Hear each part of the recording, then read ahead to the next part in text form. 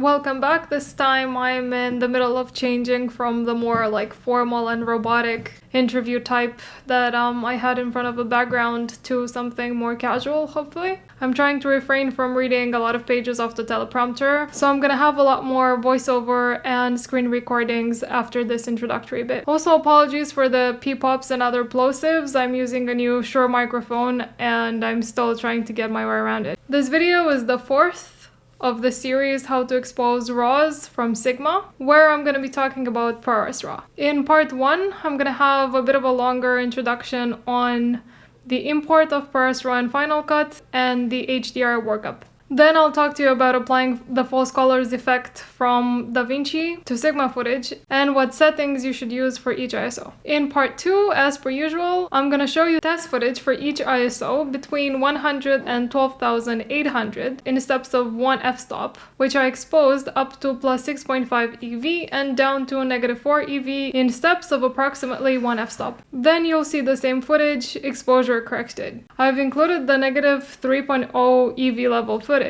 for both the original and exposure corrected versions in order for you to see the noise levels and the shadow recovery better. Afterwards, I've included 2 super low light tests that were shot at the seaside during nighttime. For the first one, I've got no exposure correction first, then exposure correction as much as possible, and a couple of examples with noise reduction. Part 3 is a discussion of the results, starting with the noise level, clipping point, color shift, and finally good exposure levels. Let us begin. I changed the way I did the workup for ProResRAW compared to what I said in the protocol video. It just makes much more sense to do the workup in Final Cut instead of exporting it to ProRes 422 or 4444 and do it in DaVinci. If you buy an Atomos and record ProResRAW off the Sigma, I would expect it to be a Final Cut or a primary user. So, when you first add a clip to your timeline, Final Cut recognizes it as High Dynamic Range, HDR. Let's talk a bit about this. HDR media's characteristics are at least 4K resolution, expanded brightness levels and deeper shadow ranges, Rec 2020 color space. This is a wider range color space compared to Rec 709 color space. You can record HDR from RAW, log, or HDR HLG, but most of the displays that I use in the present don't have HDR, don't support this wide range color space, so they can only show you Rec 709. In order to view Rec 2020, you need to have a wide gamut HDR monitor or video interface. I personally don't have any of those, so I'm going to linearize my HDR footage to Rec 709. This Apple white paper gives us a couple of different ways of crunching down the color space to Rec 709.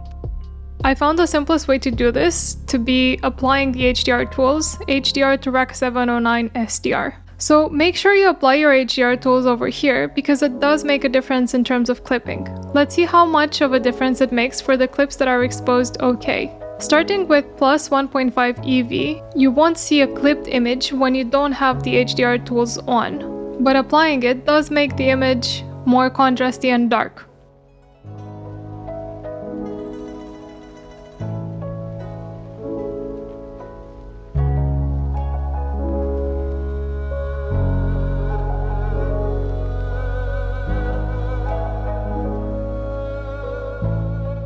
So should we use the HDR tools before or after color grading?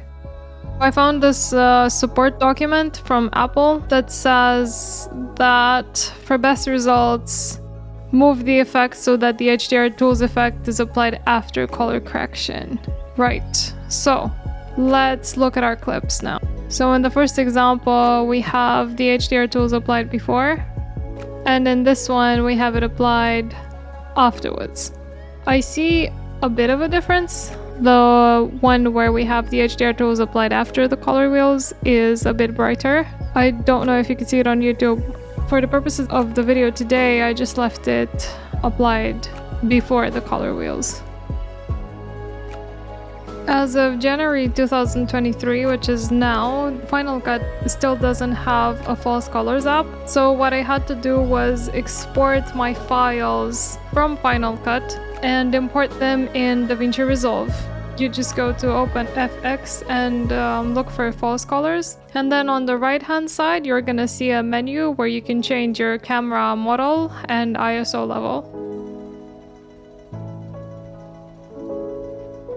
This test footage example is ISO 400. So let's take a look at what happens if we change the ISO level for a false color. If we look here at the labels, you can see in this range the white clipping changes by quite a lot depending on the ISO. So we also see a shift for middle gray and for light skin, but it's not as bad or as much as for the white clipping point.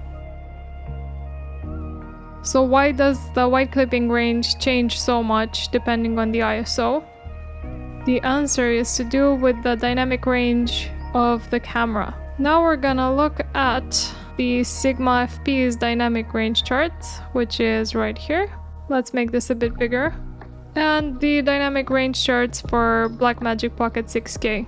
Don't forget that our false colors effect is pegged for the Blackmagic Pocket 6K. The headroom, which is the difference between middle gray and clipped whites, corresponds to the gray range from Sigma FP and the darker gray from Blackmagic 6K. Let's just compare both of them. So for ISO 100, Blackmagic has 3.9 f-stops, whereas Sigma has 3.09 f-stops. So the 6K's headroom is higher by almost 1 full f-stop than Sigma FP's. And this difference is constant up to 1600 ISO, where we have a significantly higher headroom for Sigma FP, and then for the subsequent ISOs, the 6K has a higher headroom again. Let's see what ISO I'm gonna use for the false color plugin so I get the best approximation for my Sigma FP.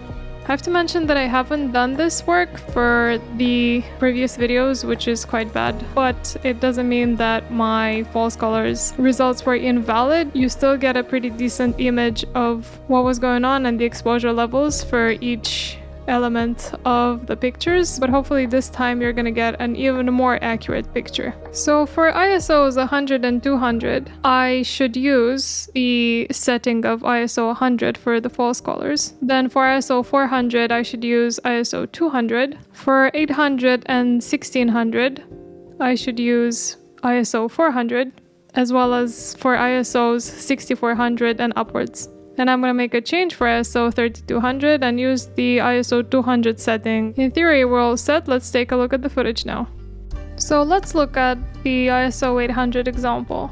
We should be using ISO level 400, but you can see in the yellow range that our image is definitely clipped, which isn't shown properly in our application.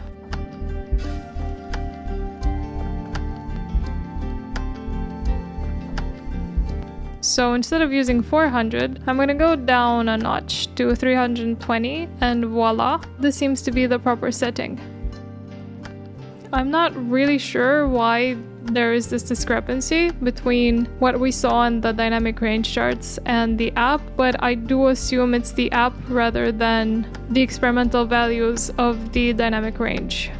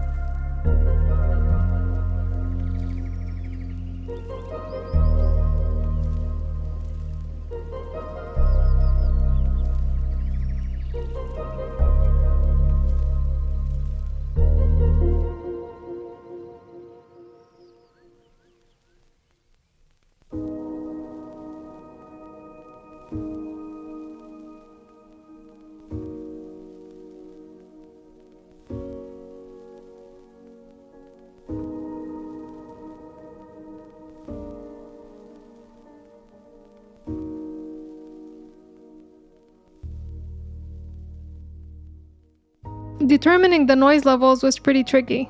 I selected parts of the wall from the images and determined what the difference was between the selected part and the original exposure measured on the face. So for example, for this image, this part of the image has a value of negative 1.5 EV, whereas this part has negative 2.5 EV.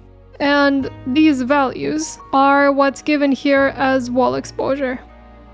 So looking at the table, overall, the noise looks pretty good. Apart from very underexposed images at high ISOs, it is granular and doesn't contain colored noise. Let's look at some examples.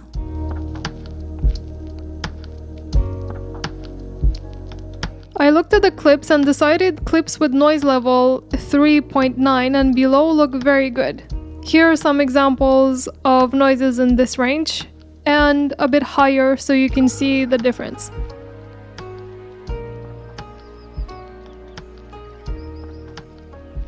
The noise levels for ISOs 100 and 200 look great across the board. For ISO 400, it is good down to negative 3 EV. For ISO 800, 1600 and 3200, it's good up to or down to negative 3, whereas for 6400 and 12800 down to 0 EV. Okay, let's look at the graph as well. The trends follow what we expect to see, which is the more underexposed you are and the higher the ISO is, the more noise you will have.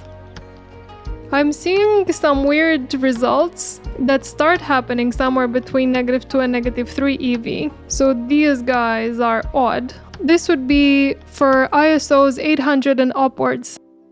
Let's take a look at the corresponding clips. There's not a huge difference in noise levels upon inspection. Perhaps the noise level calculation app interprets the noise differently if there's colored noise.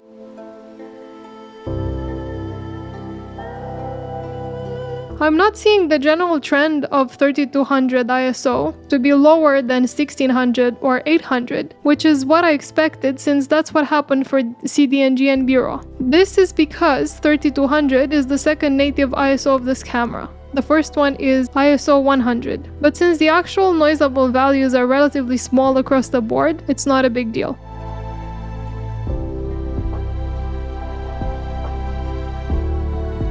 Clipping was measured on the left-hand side of the face, same for original exposure, so here. ProResRAW doesn't have a highlight recovery tool, unfortunately. For the test results, I've noted not clipped images with 0 and clipped ones with 1. So for example, for ISO 100, the images are not clipped for all of the underexposed images, up to and including plus 2.5 EV. For the table here, hypothetical refers to the headroom given in Sigma FP's dynamic range chart.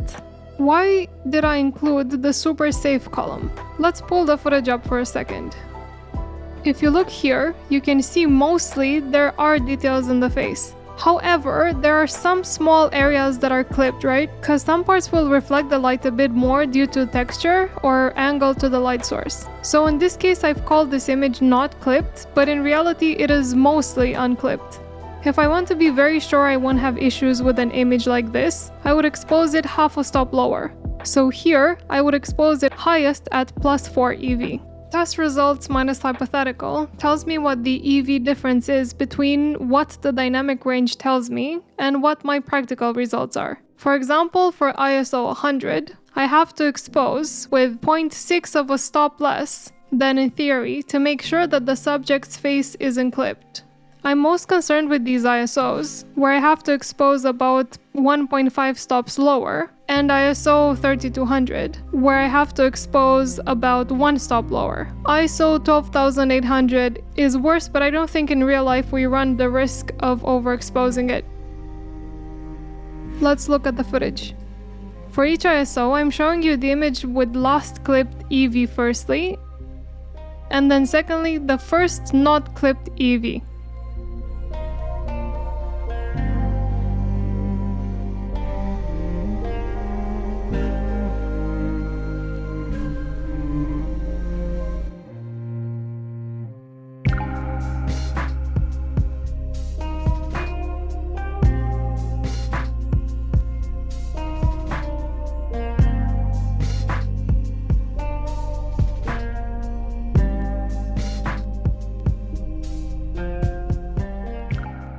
For the color shift, I'm only seeing some color shift towards magenta for -3 EV ISO 6400 and 12800, so I'm not concerned with this.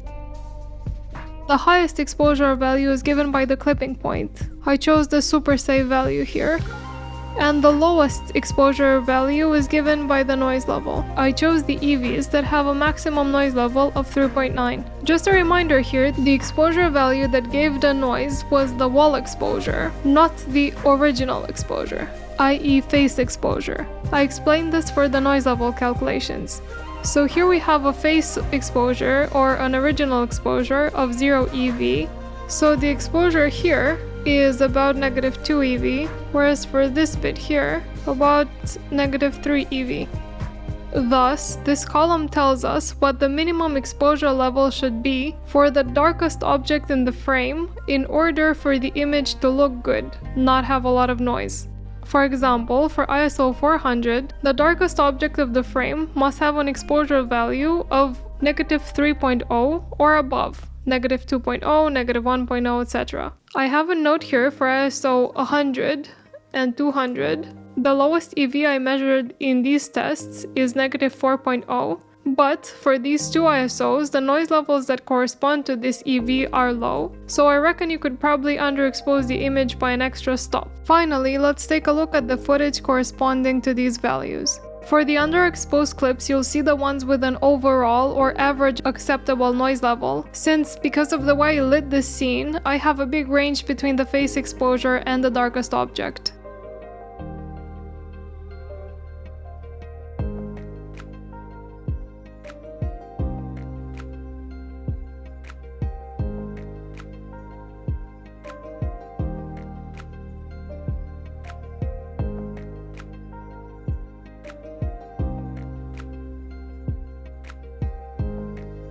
This was it for today. Next time I'm coming back with a video comparing all the three RAWs. I already have some complaints about ProResRAW, unfortunately, but we'll see how big the problems are when I put all of them together. If you speak Russian, don't forget to check out Ilya's channel. He's done reviews for all the other videos of the series and the discussions there are great. You can find out even more information about the stuff that I'm showing here by watching those videos. See you next time.